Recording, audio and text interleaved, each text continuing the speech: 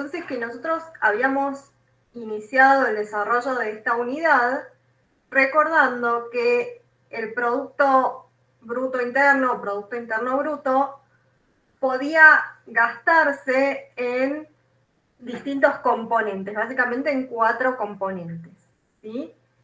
El consumo, la inversión, el gasto del gobierno o del Estado y las exportaciones netas. También recordemos que lo que vamos a ver es un modelo simplificado donde vamos a estar en una economía donde no hay sector público y donde estamos cerrados al comercio internacional. Por lo tanto, no vamos a tener ni gasto del sector público ni saldo de la balanza comercial, es decir, no vamos a tener ni G ni NX. ¿Sí? Eso para recordar un poco. Ahí veo una consulta, perdón. No, acá Augusto me consulta que no entendió que era B por ID. Sí, ahora lo vamos a ver entonces. Ahora vamos a refrescar.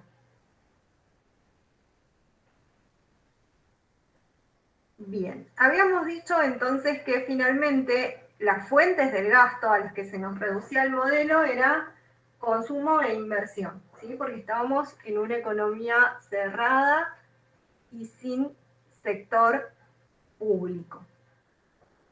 También habíamos explicado que en una economía doméstica las familias pueden destinar su ingreso a 2 componentes o a 2 fuentes, el consumo y el ahorro. Es decir, que lo que a mí me ingresa en un periodo de tiempo, voy a dedicar una parte de ese ingreso a consumir y lo que me sobre me quedará para ahorrar. ¿Sí? Por eso es que habíamos dicho que las funciones de consumo y de ahorro eran funciones espejos. Y acá va a la consulta que me hacían recién de qué era B por ID.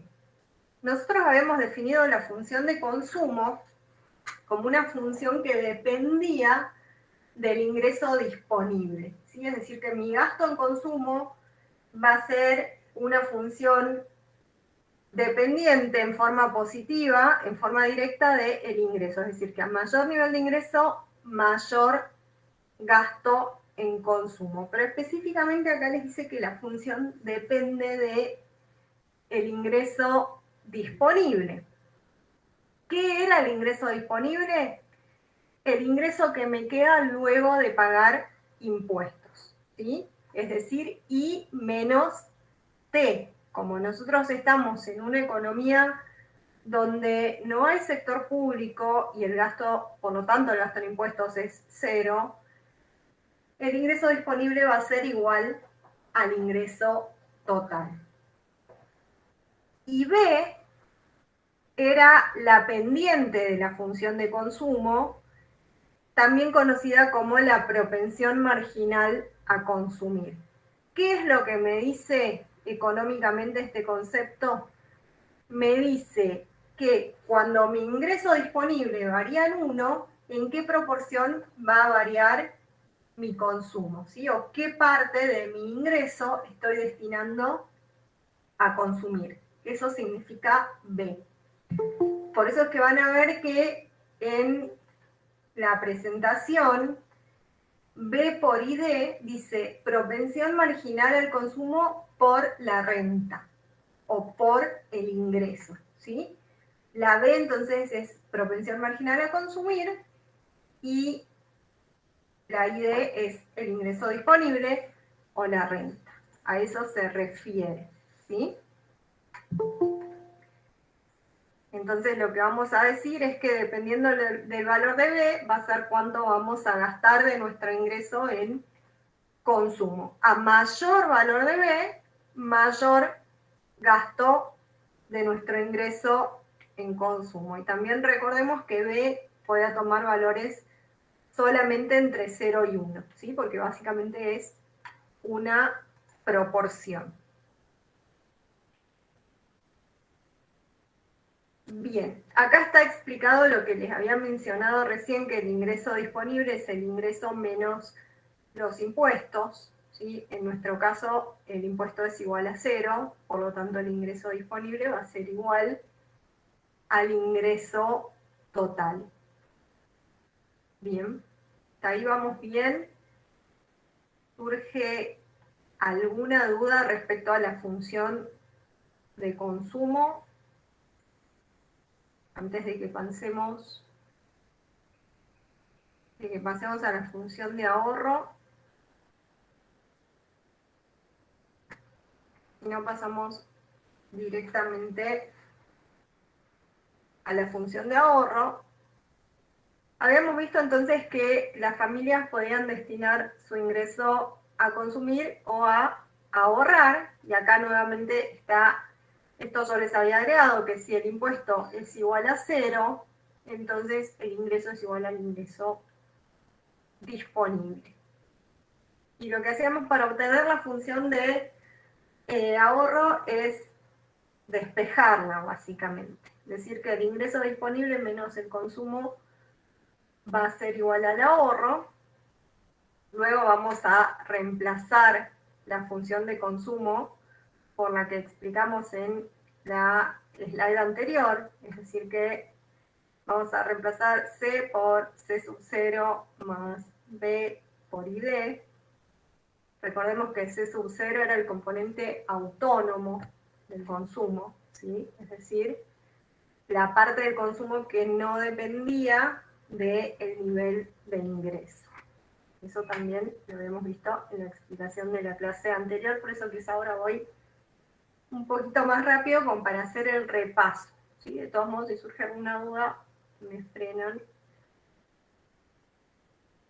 Bien, entonces, ¿qué hacíamos acá? Básicamente hacíamos distributiva y despejamos y sacamos factor común del ingreso disponible. De esta forma, reagrupando, obtenemos la función de ahorro. La función de ahorro entonces va a estar compuesta por el menos C sub 0, que va a ser el ahorro autónomo. Recordemos que es el recíproco del consumo autónomo. Y básicamente lo que nos dice es que las personas van a consumir siempre, incluso cuando su ingreso sea igual a 0. Y en ese caso, si su ingreso es igual a 0, quiere decir que las personas, para poder consumir, están o gastando sus ahorros o se están endeudando, ¿sí? Por eso es que el menos C sub 0, el ahorro autónomo, va a equivaler a un desahorro, ¿sí? En la parte negativa. Y también, matemáticamente, el menos C sub 0 va a ser la ordenada al origen de la función de ahorro. Y por el otro lado tenemos a 1 menos b, que es la propensión marginal a ahorrar, ¿sí? Es decir, que va a ser el complemento de la propensión marginal a consumir, y que también nos va a decir que a medida que aumenta el ingreso disponible, el ahorro también crece, pero en una proporción menor que el ingreso disponible. Yo acá les había puesto un ejemplo numérico para que se pueda entender mejor el concepto, y les puse que si, por ejemplo, la propensión marginal a consumir es 0,6, entonces la propensión marginal a ahorrar, es decir, 1 menos b, va a ser igual a 0,4. Esto nos va a decir que por cada peso de ingreso disponible, 60 centavos se van a dedicar a consumo y 40 centavos se van a dedicar a ahorro. Y después lo que teníamos era la representación gráfica de ambas funciones, ¿sí? La función de consumo, cuya ordenada al origen es C sub 0, es decir, el consumo autónomo, y su pendiente va a ser igual a B, a la propensión marginal a consumir. Y en el caso de la función de ahorro, tenemos la ordenada al origen como menos C sub 0, es decir, el ahorro autónomo, y la pendiente como 1 menos B, es decir, la propensión marginal a ahorrar. Ambas funciones van a depender en forma positiva del ingreso disponible. Es decir, que a medida que aumenta el ingreso disponible, van a crecer tanto el consumo como el ahorro. ¿Sí? Y lo otro que habíamos visto en este gráfico es que tenemos una recta de 45 grados que va a representar el ingreso como la suma del consumo más el ahorro. Por eso es que tiene una inclinación de 45 grados, o que es lo mismo decir que tiene una pendiente igual a 1. ¿Sí? ¿Por qué tiene una pendiente igual a 1? Porque estamos sumando consumo más ahorro en esta recta. Y que vamos a tener un punto al que denominamos el punto U, ¿sí? El punto U, perdón, que me fue el mouse. Ahí está. Perdón. El punto U, entonces, va a ser lo que llamamos punto crítico. ¿Por qué lo considerábamos punto crítico? Porque era el punto donde el consumo se iguala con el ingreso, es decir, que el ahorro es igual a 0. ¿Sí? Entonces, para valores menores a IE, lo que teníamos es que el consumo estaba superando al ingreso, por lo tanto, estamos desahorrando, y a medida que el ingreso aumenta, cuando el ingreso pasa a ser mayor a IE, lo que va a suceder es que el consumo es menor a nuestro ingreso total, por lo tanto nos queda una proporción para ahorrar. Ahí, María Paula, veo que justo estabas viendo la explicación de los gráficos. Bueno, lo que ahora estamos haciendo es explicar el primer gráfico, ¿sí? La representación gráfica de las funciones de consumo y de ahorro. No sé si se entendió o hay algo acá que genere duda o que les haga ruido. Sí, entendí, profe, gracias. Perfecto, bueno, gracias a vos. Todavía nos quedan, como recordarán, el gráfico de... Gracias, Nicolás, también. El gráfico del equilibrio. Acá tenemos entonces los puntos más importantes a resaltar del gráfico, que ya se los mencioné recién. Entonces, la línea de 45 grados, que tiene pendiente igual a 1. La función C, que va a cortar a la línea de 45 grados en el punto U, que denominamos punto crítico o punto muerto, porque es el punto donde el consumo se va a igualar con el ingreso disponible. Y después lo otro que tienen que recordar es que el ahorro no es una función independiente del consumo. ¿Sí? De hecho, desde que arrancamos la clase, venimos mencionando que es una función espejo. ¿Sí? La función inversión, entonces habíamos visto que el segundo componente del gasto es la inversión.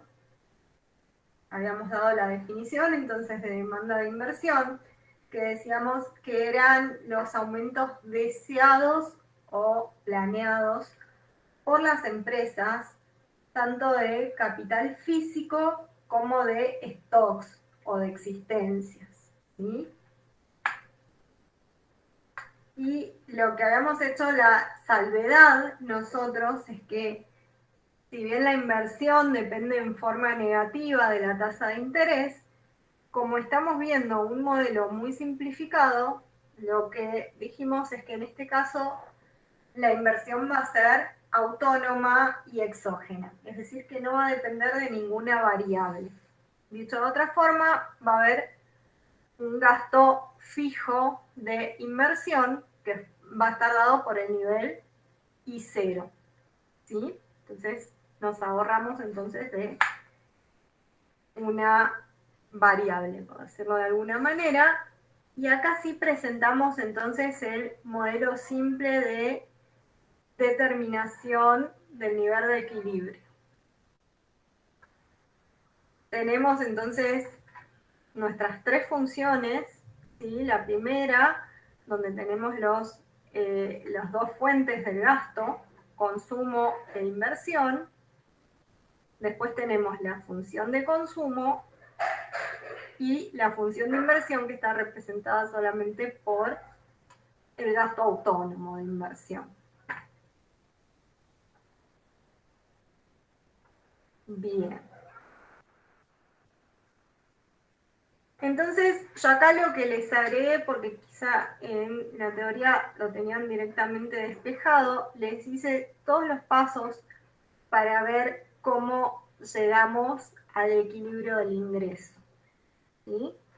Primero, recordando que el ingreso disponible va a ser igual al ingreso total, porque no cobramos impuestos.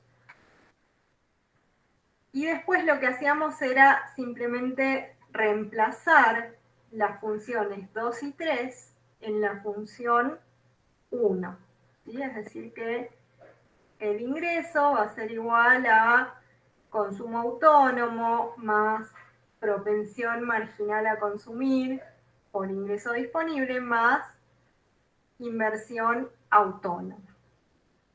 Acá reemplazamos ingreso disponible por ingreso total y lo que hacemos es despejar, ¿sí? Despejar entonces el ingreso.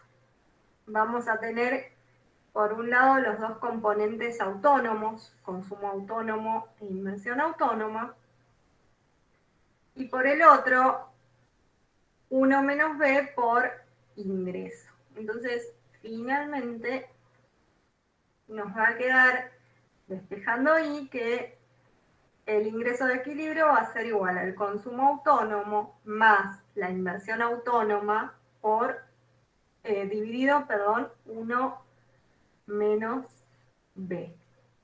Entonces, como conclusión, lo que vamos a decir es que el nivel de ingreso de equilibrio va a depender del alcance de la inversión autónoma, dados B, que era la propensión marginal a consumir, y C sub 0, que era el consumo autónomo. ¿Sí? Entonces, básicamente lo que va a hacer crecer el ingreso de equilibrio es un crecimiento en I0, es decir, en la inversión. Hasta acá vamos bien, frenamos.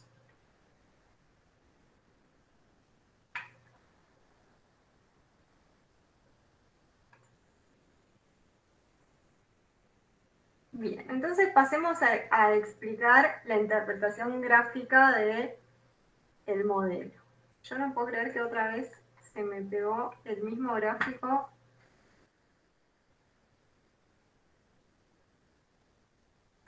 A ver.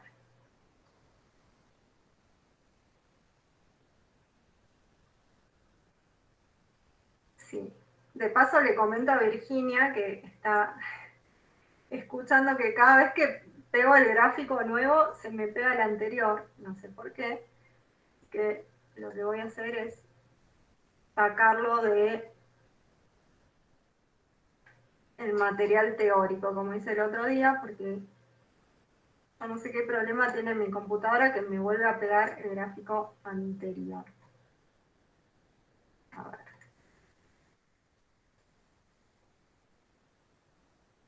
Ah, no, perdón, ahora sí me lo pegó bien. Soy yo la que estaba mirando mal. Ahora sí, lo corregí el Power. Bien. Entonces acá tenemos el gráfico, que era el que no se los podía mostrar, el otro día se los tuve que mostrar desde la teoría. Y ahora ya está bien. En este gráfico entonces lo que tenemos es, primero la función de consumo Y después lo que se llama la función de demanda global, ¿sí? La que está por arriba. La función de demanda global va a ser básicamente la suma del consumo más la inversión, ¿sí? Como la inversión tiene un valor fijo, esta función, la de demanda global, va a ser paralela a la función de consumo, ¿sí? Y básicamente el punto de equilibrio de este modelo va a estar en el punto B, que tienen marcado acá, donde la demanda global se iguala con la línea de 45 grados. Recordemos que la línea de 45 grados representaba al ingreso igual al consumo más el ahorro, ¿sí? Entonces, en este punto estamos igualando demanda global con ingreso en el punto B. Ese va a ser nuestro equilibrio, ¿sí? Para decirlo de alguna manera, va a ser el punto donde se iguala la aplicación del gasto de nuestro ingreso con el ingreso visto desde el lado de sus aplicaciones que son consumo y ahorro, ¿sí? Entonces, en ese punto vamos a encontrar el equilibrio. Ahora, nosotros tendríamos que ver cómo hacemos para que este ingreso de equilibrio sea mayor. ¿Qué tendría que suceder para que aumente el ingreso de equilibrio? A ver si a alguno se le ocurre con todo esto que venimos diciendo. ¿Qué tendría que aumentar para que aumente el ingreso de equilibrio?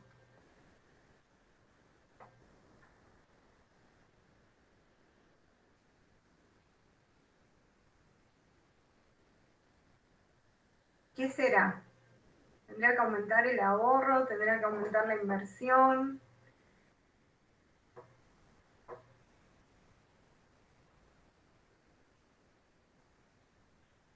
¿A nadie se le ocurre nada?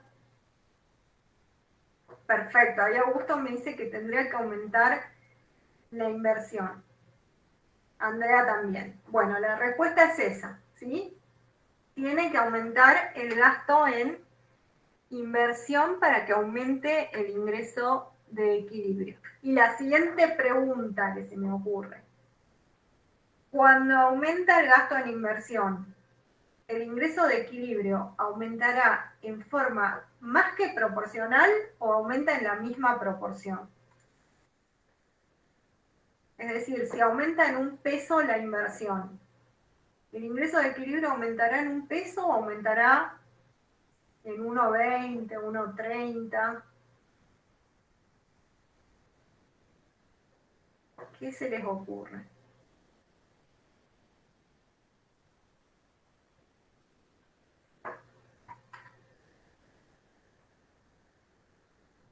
Bueno, la respuesta, como veo que no responden, es que cuando aumenta el gasto en inversión, el gasto en ingreso va a ser, el ingreso de equilibrio va a ser más que proporcional el aumento, ¿sí? Es decir, que si aumenta en un peso la inversión, el ingreso de equilibrio debería aumentar en más de un peso.